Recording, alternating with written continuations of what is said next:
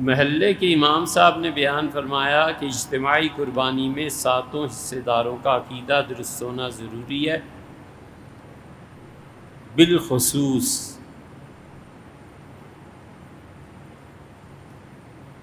توحید، رسالت، ختم نبوت اور صحابہ کرام رضی اللہ عنہ کے معاملے میں، ورنہ کسی کی بھی قربانی نہیں ہوگی۔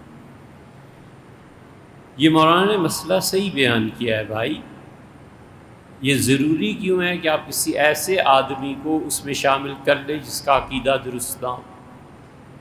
بہت سے لوگ مل جائیں گے، آپ خود ہی اپنے 2 حصے بنا لیجئے اگر اللہ استطاعت دے کہ ایک حصہ میری طرف سے ہے اور ایک میرے آباء و اجداد جن کا انتقال ہو گیا، دادا دادی وغیرہ وغیرہ، ان کی طرف سے، اور نانا اور نانی کی طرف سے کر لیں تو گھر میں زیادہ خوشیاں آ جائیں گی۔